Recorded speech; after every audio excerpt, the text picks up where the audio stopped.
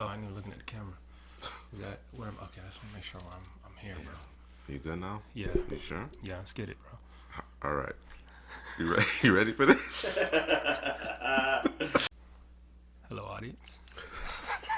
All right, CouchPotatoGM.com is the website. Couch Potato General Manager is the YouTube channel. You know it because you are on it. This is CPGM Drew, CPGM Juice. We are here to discuss some shenanigans, some tomfoolery, some just we off air. We're trying to figure out. We couldn't understand the trade that was made with the Ravens and the Chiefs.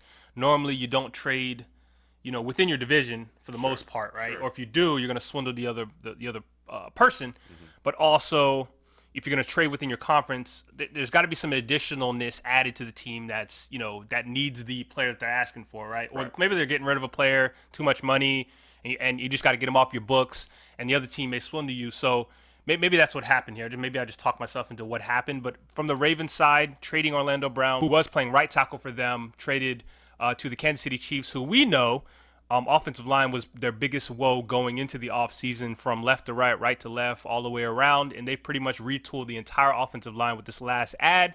I'm not sure what they're going to do in terms of the money piece. That always comes later. But we don't know. Like, what? Yeah, we've talked about this a lot off air. We understand that Orlando Brown had expressed his desire to play left tackle and only left tackle. Of course, the Ravens have Ronnie Stanley, who is very accomplished in his own right. Baller. They're good at left tackle. Right. You know what I mean? So, okay, you're looking around the league. You're trying to see what value you can get back for Orlando Brown. Brown obviously has played well last couple of seasons, back-to-back Pro Bowls. He's a young player. I believe he's turning 24 this year, if I'm not mistaken. The relationship between Brown and the organization had faltered, and there was this, this is the only out you had. Of course, you'd like to get something for him. So certainly understand moving on from him, even though it's a young, upcoming player. And when I say upcoming, he's already arrived, but there may still be yet more to him. You know what I mean, in terms of his development. All pro, maybe. Absolutely. So, and then of course you juxtapose that against the fact that offensive line is the most important position group when you talk about the NFL game, and the number of teams that are needy as far as offensive tackle play.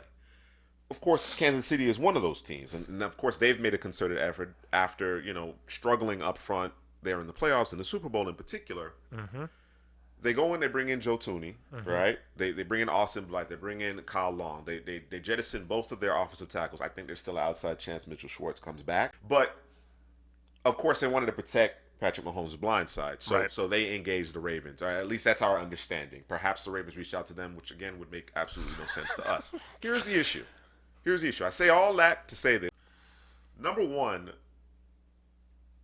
you're bolstering and helping a team that you're looking up at. Right? You're not on par with. You're not on par with them. You're looking up at. Okay? One of your primary competitor in terms of coming out of the AFC. You mitigate their biggest issue. The one fissure, the one crack in the foundation was the offensive line. Of course, the Chiefs have done a good job of addressing the interior part, right? They still had questions at tackle in particular. Well, now you've halved that question. And not only have you halved said question, Mark, you've given them a young player that has all pro potential. We've seen the flashes to this juncture, and you now have a vacancy along your offensive line, which took a step back, obviously with no Marshall Yonda. Of course, they get Ronnie Stanley back, but with no Marshall Yonda, they took a step back last year. You still have a glaring need at wideout, all right?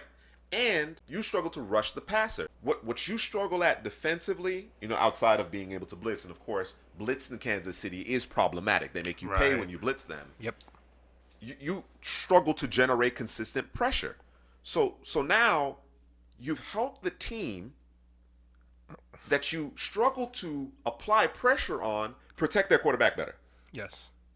Am I stating that right? No, am I because and then of course to top it all off, the compensation that you gave up, because I feel like the Ravens gave up quite a bit here. I don't understand why they gave up that second round pick, that 58th overall pick. The third round pick that they got back from the Chiefs is a late third round pick, and again, as I mentioned it, because of your needs, because you now have a vacancy along your offensive line, because you still have question marks in terms of your pass rush, because you have a desperate need at receiver, you now have created more question marks for yourself, and all for a fifth-year option. If you had to, if that was the only taker, that's bad enough. Making this deal with the Chiefs, but assuming that they were the only takers, why did they offer, or rather part with, their second-round pick and take back the third? I would simply say either you keep your third, we'll keep our second, right, or no deal at that point. Because again, you have now created additional holes on your roster. When you had sent me the details, you know, I was taken back, and the first thing that popped in my head was an analogy, right? So you have two corporations. I'm gonna go simple here. I'm gonna go Walmart and Target, okay? Whoever you want it to be, Ravens can be Walmart, and the Chiefs can be Target. Sure. Okay? And Walmart, well, whoever called whom, whoever got in contact with whom, you're going to give up one of you're going to give up something within your company, some what do they call it? Intellectual property, yes, proprietary. Yes, there you hit it right on the nose. Yep. I'm going to give up some of this that I've developed, that we've had in house, had our people develop, and I'm going to give it to you. You're going to give me back something, but it's not equal in value.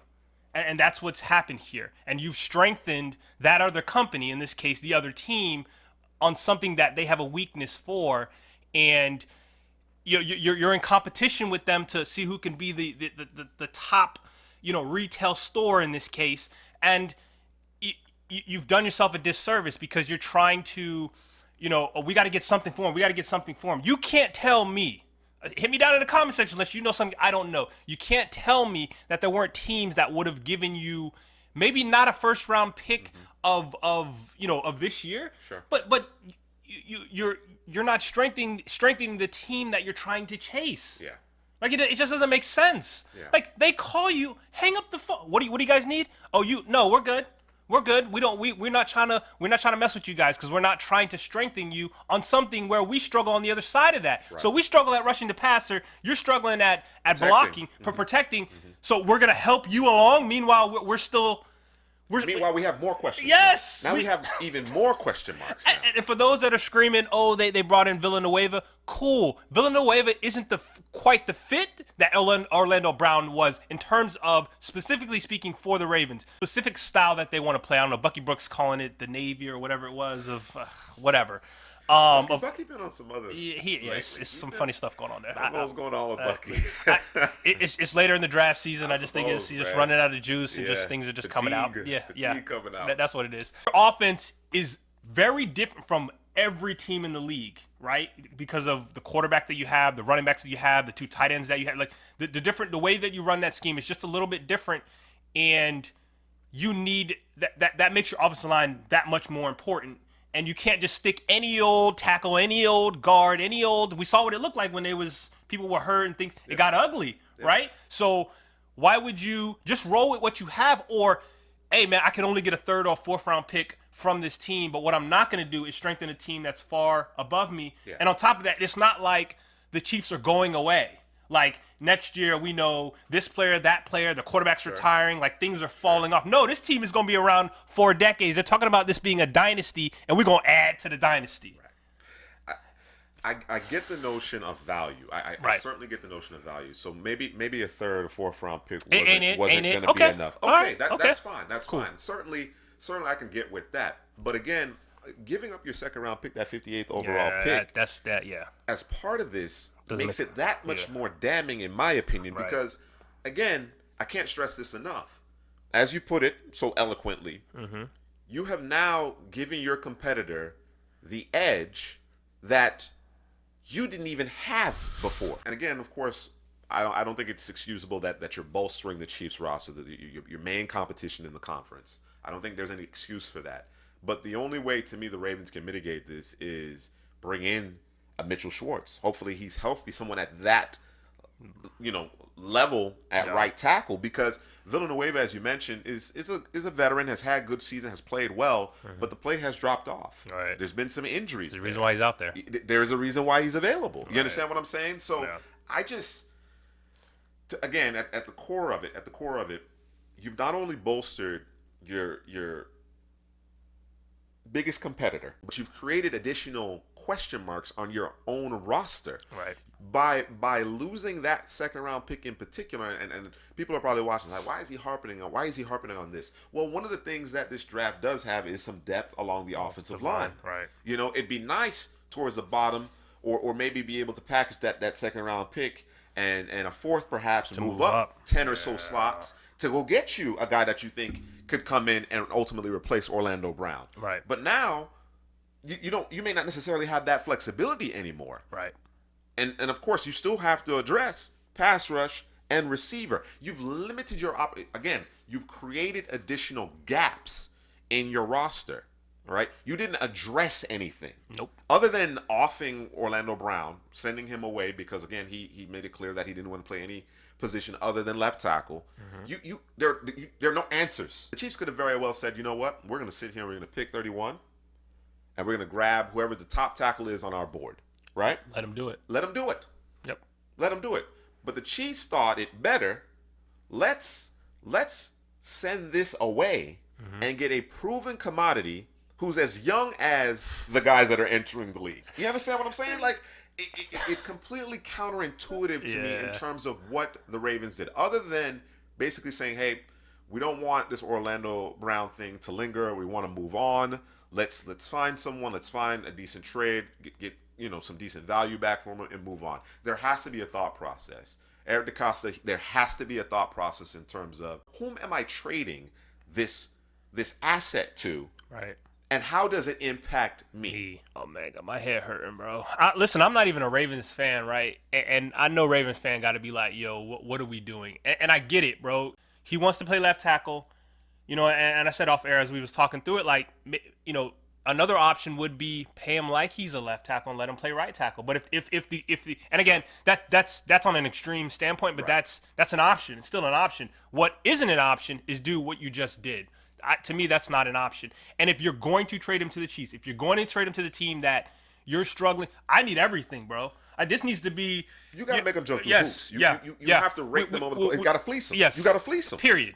And they didn't. They in my opinion, got fleeced. I agree. I get the notion. I get the value, the inherent value associated with a first round pick and the fact that you get the 5th year option. Yep. I understand that. But they're not even exercising this year's 5th year's option. So that only goes so far when you talk about the 5th year option. Obviously they didn't foresee, Orlando Brown saying, "Hey, I want to play left tackle. I'm out." Right. But again, that 5th year option is only as good as You getting there, right? You got to get there, right, to get the 5th year option to have it as it just. I again, like I said, I can't imagine. I believe earlier in the offseason there were talks about the Jaguars. That Brown might be going there. Yes. There was talks about DJ Chark coming back. Maybe what they were asking for was too steep. Maybe, but when you compare, what we kind of heard, the rumor mill with respect to that versus what they received in compensation, right, and whom they actually dealt Orlando Brown to, it pales in comparison, man. It's not a good look. It's not a good look, man. Listen, since you brought that up, let's just say that this was real, okay, and it fell apart because maybe the Ravens were asking too much or the Jaguars were asking too much. But, bro, DJ Chark for Orlando Brown, that's not a straight up trade, but that's a hell of a start for me. It's a guy you can't keep versus a receiver you do need. You know what I'm saying? Let's figure this. Let's work this thing out. Let's do it up as close as we can to the draft. And to me, if I'm the Ravens, like, if it doesn't work out and you end up doing this trade to the Chiefs, then I'm gonna let that stuff leak out about the Jaguars, okay? Because I need to cover my, what? Because let's spin it, bro. Because we looking a little. This ain't it, bro. This ain't it. And I know, and listen, it's one thing to, again, develop players, bring them into you draft them. You do all this research, all this. Your scouts go out, they figure out this is the player we want. You draft that player, you bring them up in the system, and then you don't keep them. Matt Judon, Orlando Brown, Who was the other? Sedarius Smith. Like, what are we doing? That's like. I can imagine what some of the Ravens fans that are looking at the silver lining, glass half full, as they kind of work through the details of this and internalize what has taken place. The Ravens historically, they've always found great talent day 2, day 3. Orlando Brown, depending on who you ask, was a first round caliber pick, but he obviously slid in the draft because of whatever, the testing, whatever the case may be, medicals, what have you. I think it was bad testing, if I'm not mistaken. So I get that. Here's the thing. I know Eric DeCosta went to the school of Ozzie Newsome, but he ain't Ozzie Newsome. Until he proves otherwise, he's not. Yeah. You understand what I'm saying? So I'm of the mindset that even though the Ravens organization has a track record of being able to find those gems and their scouting department and their talent evaluators do such a great job and they stockpile picks, whatever the case may be, that it almost seems counterintuitive that they would have given up that second round pick because of that nature, because of the fact that they pride themselves on what they do day 2, day 3. You understand what I'm saying? It just all seems very counterintuitive, and it kind of seems like a bit rushed. And of course, we don't know. This could have been in the works for several weeks, a month plus, But the outcome, the conclusion, it like I said, it just doesn't look good. It doesn't look good at all. And from a practical, when you think about, of course, we're talking about on paper. Obviously, the games have to be played. You're still talking about the team that is a 2-time defending AFC champions. Yeah. They're a year removed from a Super Bowl win. Right. And like I said, the one crack in the foundation, the one area to exploit, you have now helped them seal that up, address that. Right. Why? And you've gotten worse. And whether you think they've gotten worse, at a minimum, they have more question marks than they've had previously. Yeah, I don't know. Raven fan, let us know how you feel about the trade that was made and where your team's at and what has that done for the Kansas City Chiefs. I mean, that hill that you were trying to get over is much like much looking like a mountain right now. And maybe that makes some magic happen in the draft and they got a plan and it wouldn't surprise me if that's the case because the Ravens Mitchell Schwartz. That to me is the way you mitigate this. Yeah. They fumbled the rock on this one, in my opinion. Because if now, because it's the 27th pick that they have that they own, and then it's the 31st pick that they got from the Chiefs. Now you go back-to-back receiver, or maybe you trade up and you go and get one of the stars of this draft. Take both of those picks and let's get it. They don't have a second round pick to help. We don't have a second round pick to help, and you still need to address your pass rush. Yeah. You still so as much as you'd like to say, let's double down. All right, we'll address offensive line and we'll double down at receiver, so we have no question marks. And maybe they end up doing that. Maybe that might just be the case. Right. You know what I mean? Or maybe they package the picks and fly up the board. I don't necessarily see that. That's a very big departure from what the Ravens tend to do. Right. But at the end of the day, at 27, 31, are you going to get the pass rusher that can come in and contribute immediately? Like I said, they have a history of finding guys and going to Tim Williams, and you got Jalen Ferguson's and this, that, and the other. But not everybody. And I get it. It's a law of averages. That's the thought process. Right. We're gonna take as many shots. We're gonna throw as many things up against the wall and see what sticks, man. But again, you were on the cusp. You were right on the cusp. You had to make some tweaks. Now you've taken a step back, as far as I'm concerned. And you don't want to end up being one of these teams that end up. We were on the cusp, and now we've just kind of fallen off. Obviously, you wouldn't think that to happen with Lamar, but if they don't do the right thing in the draft, that may end up being the case because teams are only going to catch up to you. So, I hope that's not the case. Hopefully, they do what needs to be done in the draft. But again, you've gone from having two significant holes, to now having 3 holes, or I don't want to say holes. We're going to call them questions.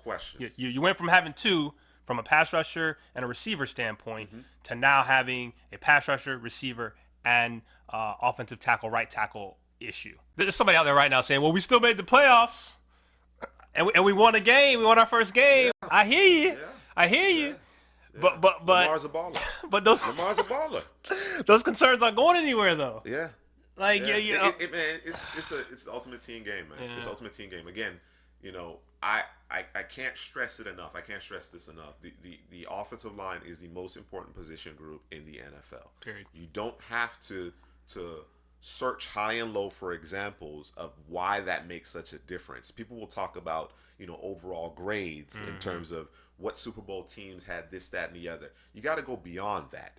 You got to go beyond overall grades. It's about continuity and it's about competency along the offensive line. You're taking steps back.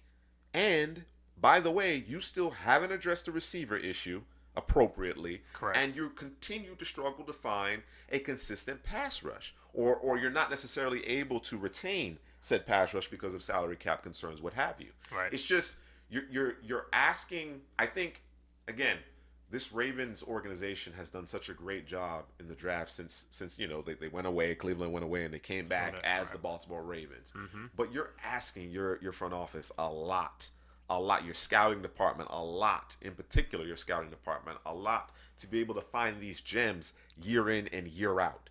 You know what I mean? At particularly when the game comes down to, when this modern game comes down to protecting the quarterback, rushing the quarterback. Simple. It's pretty simple.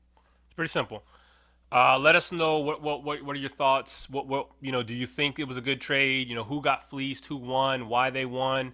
You kind of you know where we stand for the most part. Like, subscribe, comment.